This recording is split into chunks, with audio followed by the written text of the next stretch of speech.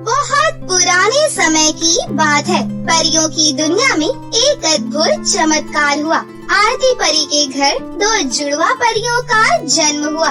आरती परी ने एक का नाम दिया और दूसरी का नाम पिया रखा। कुछ वर्षों के बाद जब दिया और पिया बड़ी हुई तो उनके चेहरे बिल्कुल एक जैसे होते हैं। पिया बहुत ही सीधी सादी थी, लेकिन दिया बहुत ही शरारती थी। वो दिन भर शरारत करती रहती थी। परी लोग की जादूगरनी अगर अमर होने के लिए नुस्खा बना रही होती तो वो उसके नुस्खे को खराब कर देती थी।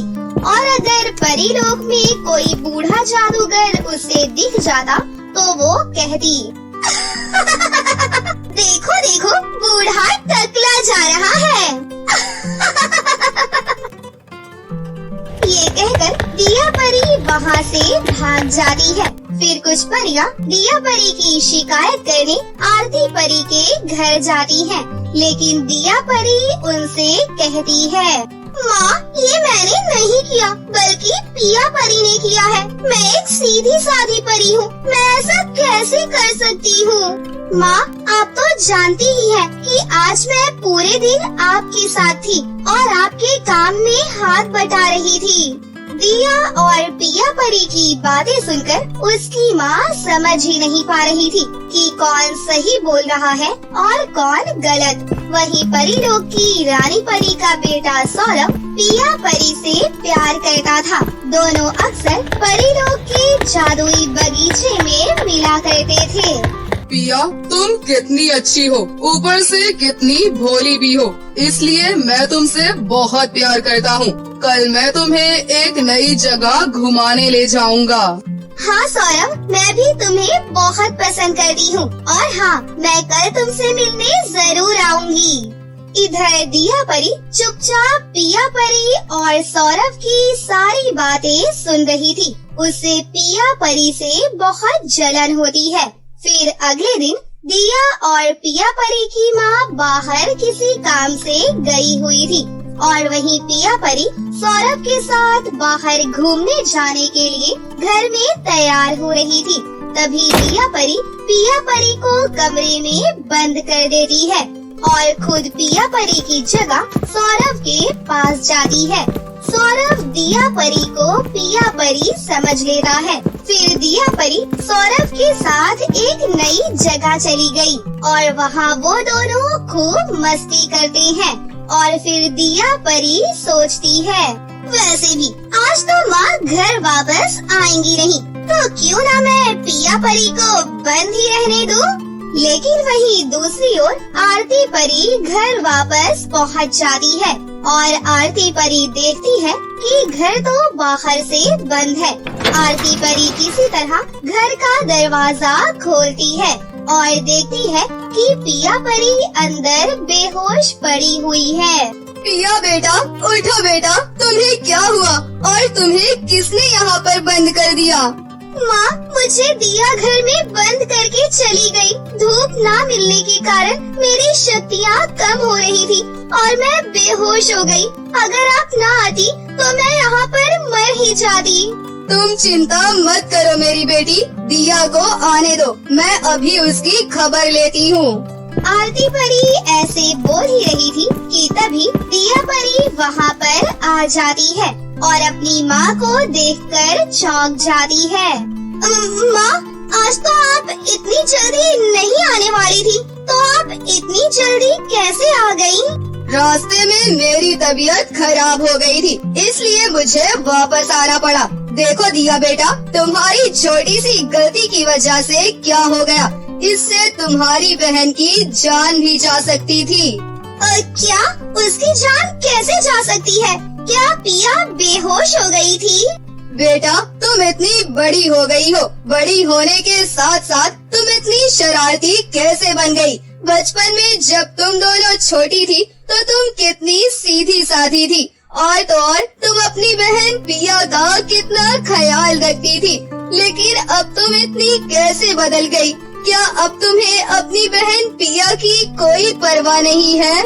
दिया परी को अपनी माँ की बात सुनकर अपनी गलती का एहसास होता है। फिर दिया परी पिया और अपनी माँ से माफी मांगती है। माँ, मुझे माफ कर दो, मेरी बहन, प्लीज मुझे माफ कर दो।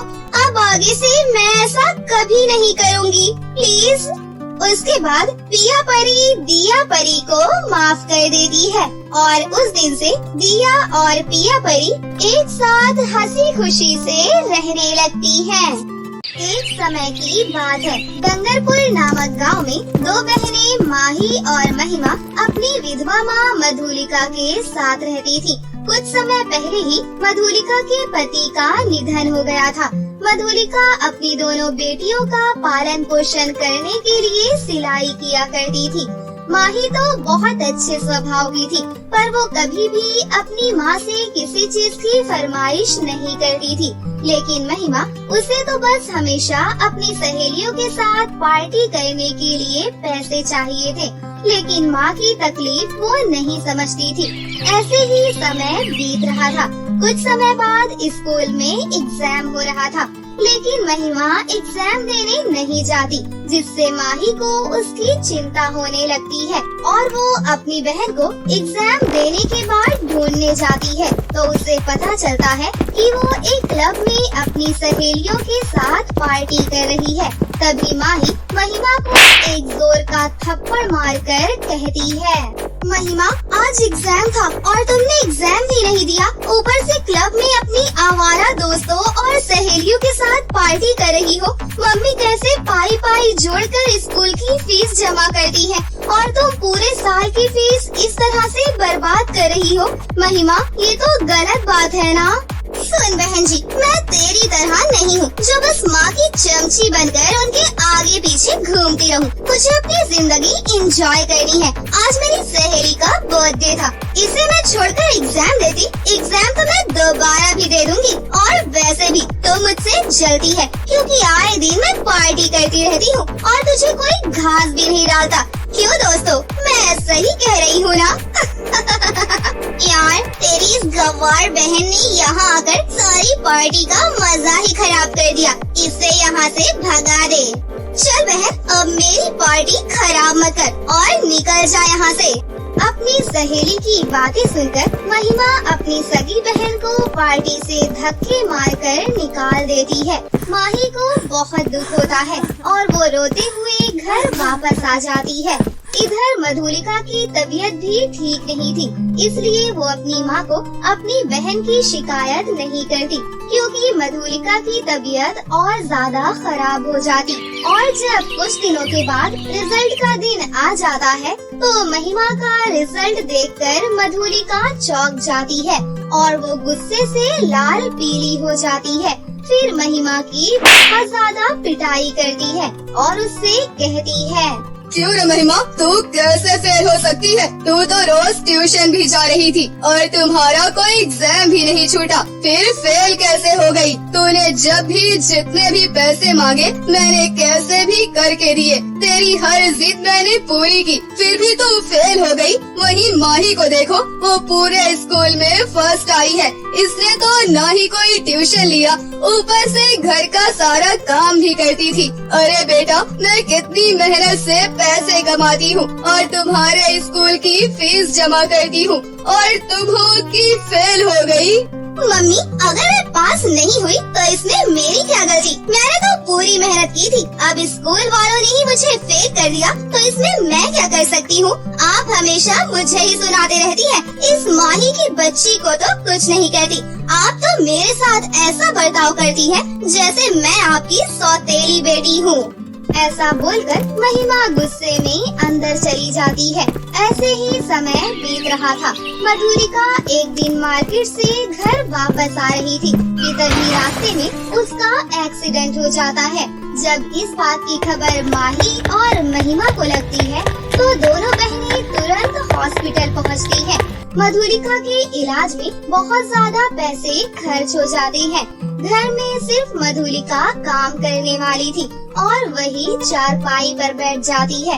अब घर में जो भी राशन था धीरे धीरे वो भी खत्म हो जाता है। तभी महिमा बहुत गुस्से में अपनी माँ से कहती है, मम्मी, जब आपको हमें ऐसे ही नर्क जैसी जिंदगी देनी थी तो फिर आपने हमें पैदा ही क्यों किया? हम दाने दाने के लिए तरस रहे हैं। पहले आप सिलाई करके 4 पैसे कमा लिया करती थी, अब तो आप भी चारपाई पर बैठी रहती हैं। मेरे दोस्तों में मेरी कितनी इंसल्ट हो रही है ये मैं ही जानती हूँ। उनसे उधार ले लेकर इतना ज्यादा कर्जा हो गया है मेरे ऊपर, और आपको तो कोई चिंता ही नहीं है कि आपकी बेटी की जिंदगी में क्या हो रहा है क्या नहीं हो रहा।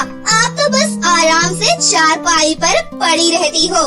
महिमा, ये हमारी माँ है और तुम जानती हो पिताजी की मृत्यु के बाद उन्होंने ही हमें किस तरह से पाल पोस कर इतना बड़ा किया, हमें पढ़ाया, पहनने के लिए कपड़े दिए, खाना खिलाया, और आज तुम हमारी माँ को उल्टा ताने दे रही हो, जबकि आज उनको हमारी जरूरत है। माँ, आप चिंता मत कीजिए, मैंने कुछ सोचा है। क्या बेटा, क्या सोचा है तुमने? माँ, मैंने सोचा है कि महिमा और मैं हम दोनों आपका सहारा बनेंगे। हम दोनों काम करने जाएंगे, जो भी काम मिलेगा वही काम करेंगे और पैसे कमाएंगे। महिमा को हमने बहुत सर पर चढ़ा लिया, जब तक ये काम करके पैसे नहीं कमाएगी तब तक इसे पैसों की अहमियत का अंदाजा नहीं होगा कि पैसे कितनी मेहनत से कमाए जाते हैं।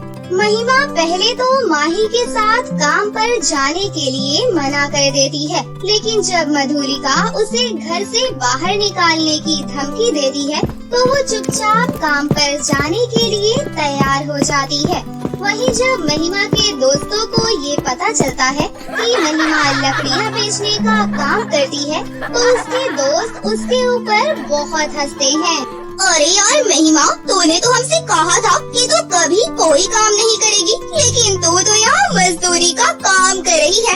यार, हम तुम जैसी मजदूर लड़की को अपना दोस्त नहीं रख सकते, हमारा भी एक स्टेटस है। चलो यहाँ से चलते हैं, ये तो बहुत ज्यादा गरीब हो गई है।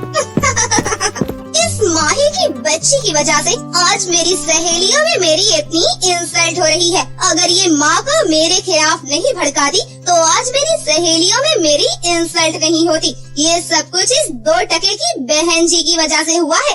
मेरी सभी अमीर सहेलियाँ मुझे छोड़कर चली गई, अब मैं तुझे नहीं छोड़ूंगी, तुझे तो मैं अच्छी तरह से सबक सिखाऊंगी। ऐसा बोलकर महिमा माही से और भी ज्यादा नफरत करने लगती है। फिर भी दोनों बहनों को लकड़ी बेचकर जो भी पैसे मिलते हैं उसे लेकर वो घर आ रही थी कि तभी रास्ते में उन्हें एक बूढ़ी औरत मिलती है। उनके पास एक छोटी बच्ची थी जो बहुत ज्यादा बीमार थी। वो बूढ़ी औरत दोनों बहनों से कहती है, सुनो बेटी, मेरी मदद करो, मेरी पोती बहुत ज्यादा बीमार है। अगर इसका समय पर इलाज नहीं हुआ तो ये मर जाएगी, मेरी मदद करो बेटी।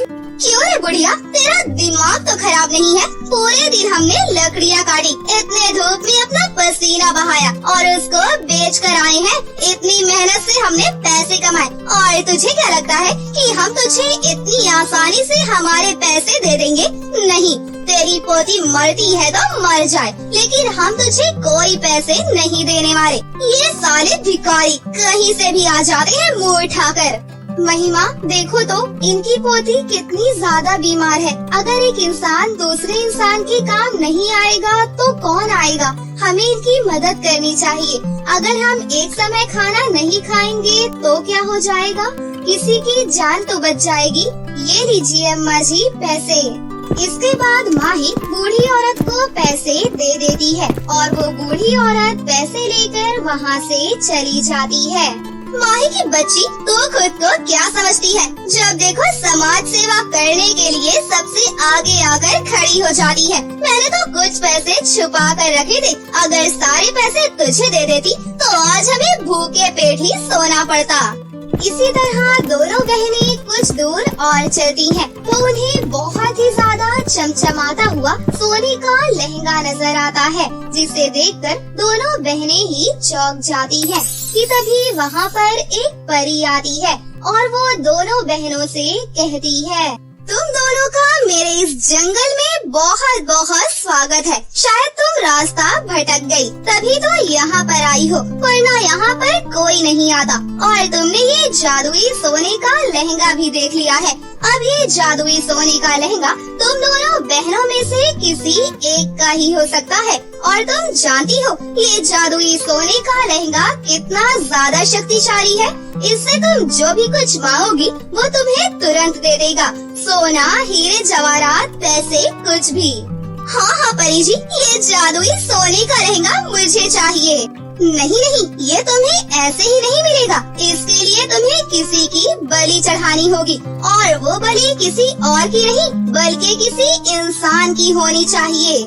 परी जी, मैं आपको एक इंसान की बलि चढ़ाकर देने के लिए तैयार हूँ। ये रही मेरी बहन, इससे मैं बहुत ज्यादा नफरत करती हूँ। हमेशा माँ की लाडली बनी फिरती है और इसी की वजह से मुझे काम भी करना पड़ रहा है, और मेरी सहेलियों में मेरी बहुत ज्यादा इंसल्ट भी होती है। इसलिए मैं अपनी बहन को मारने के लिए तैयार हूँ, लेकिन मुझे ये जादुई सोने का लहंगा दे देना। मैं इस जादुई सोने के लहंगे के दिए हुए धन दौलत से अब अपनी सहेलियों के साथ खूब इंजॉय करूँगी। माही, तुम्हारी बहन तुम्हारी बलि चढ़ाने के लिए तैयार है। अगर तुम अपनी बहन की बलि चढ़ाने के लिए तैयार हो तो ये सोने का लहंगा तुम्हें भी मिल सकता है। ये ऑप्शन तुम्हारे पास भी है। परी जी, अगर आप दुनिया की सारी धन दौलत भी मेरे कदमों में डाल देंगी तब भी मैं अपनी बहन की बलि नहीं चढ़ाऊंगी। और महिमा, तुम्हारे ये शब्द सुनकर मुझे बहुत दुख हुआ। मुझे लगा था कि तुम छोटी हो, नादान हो, इसलिए मुझसे बदतमीजी करती हो, लेकिन पैसों के लालच में तुम इतनी अंधी हो जाओगी कि अपनी बहन का खून बहाने के लिए तैयार हो जाओगी। ये मैंने कभी नहीं सोचा था, कभी नहीं सोचा था। ऐसा कहकर माही बहुत ज्यादा फूट फूट कर रोती है, लेकिन माही की उन आंसुओं से महिमा के ऊपर कोई फर्क नहीं पड़ता, और वो जैसे ही तलवार उठाकर माही की गर्दन उड़ाने वाली होती है तो वो एक कुत्ते के रूप में बदल जाती है। अपनी बहन को कुत्ते के रूप में देखकर माही घबरा जाती है। तभी वो परी माही से कहती है, माही, ये लो जादुई सोने का लहंगा। ये जादुई सोने का लहंगा तुम्हारा है। इससे तुम जितना चाहो उतनी धन दौलत मांग सकती हो। मुझे हैरान होकर देखने की जरूरत नहीं है। तुम्हारी बहन को उसके लालच का फल मिला है। तुम्हारी बहन बहुत ही ज्यादा लालची और बुरे स्वभाव की थी। मैं इसी तरीके से परीक्षा लेती हूँ, और जो लालच करता है उसे मैं इसी तरह से जानवर का रूप दे देती हूँ, और जो लालच नहीं करता उसे मैं अपने परिलोक का जादुई सोने का लहंगा देती हूँ। तुम्हें तुम्हारी अच्छाई का परिणाम मिला है। जाओ, तुम अपनी माँ के साथ हंसी खुशी से अपनी जिंदगी जियो। लेकिन परी जी, महिमा मेरी छोटी बहन है और मेरी बहन कुत्ता बनकर अपना जीवन यापन करे, ये मुझसे नहीं देखा जाएगा। आप मेरी बहन को ठीक कर दो, चाहे तो आप जादुई सोने का लहंगा मुझे मत दो। मैं अपनी गरीबी में ही खुश हूँ, बस मेरी बहन को वापस से इंसान बना दो। माही, तुम कितनी अच्छी हो। तुम्हारी बहन ने तुम्हारे साथ कितना बुरा किया, वो तुम्हें मारने के लिए भी तैयार हो गई, फिर भी तुम अपनी बहन के बारे में सोच रही हो। सच में सिर्फ तुम्हारी अच्छाई की वजह से ही मैं तुम्हारी बहन को इंसान बना रही हूँ। इतना कहकर परी महिमा को कुत्ते से इंसान बना देती है। महिमा ये सारी बातें सुन रही थी तो उसे अपने किए पर बहुत पछतावा होता है, और वो माही से माफी मांगती है। दीदी, मैंने हमेशा आपके साथ कितना बुरा किया। आपको कभी भी बड़ी बहन नहीं माना, यहाँ तक कि आपको मारने के लिए भी तैयार हो गई। फिर भी आपने मेरे लिए इतना सब कुछ किया। दीदी, आप बहुत अच्छी हैं। आपके अच्छे स्वभाव की वजह से ही माँ आपसे बहुत प्यार करती है। दीदी, हो सके तो मुझे माफ कर देना। आज के बाद मैं कभी कोई बुरा काम नहीं करूँगी, कभी कोई लालच नहीं करूँगी। बस आप मुझे अपने जैसा बना देना। इसके बाद माही महिमा को माफ कर देती है और वो परी दोनों बहनों का इतना प्यार देखकर बहुत खुश होती है और वो अपने परी लोग का जादुई सोने चांदी का लहंगा दोनों बहनों को दे देती है, जिसकी धन दौलत से दोनों बहनें बहुत ज्यादा अमीर हो जाती हैं और अपनी माँ का इलाज एक बहुत बड़े हॉस्पिटल में करवाती है, जिसके बाद मधुलिका बिल्कुल ठीक हो जाती है और जादुई सोने चांदी के लहंगे की मदद से अपना बहुत बड़ा बुटीक चलाती है और पूरा परिवार इसी तरह हंसी खुशी से अपनी जिंदगी जीने लगता है। तो दोस्तों, कैसी लगी आपको हमारी ये कहानी? अगर आपको हमारी कहानी अच्छी लगी हो तो इसे जरूर लाइक करें, साथ ही हमारे चैनल को सब्सक्राइब भी कर लें और बेल आइकन को दबाना ना भूलें। मिलते हैं अगली वीडियो में। धन्यवाद।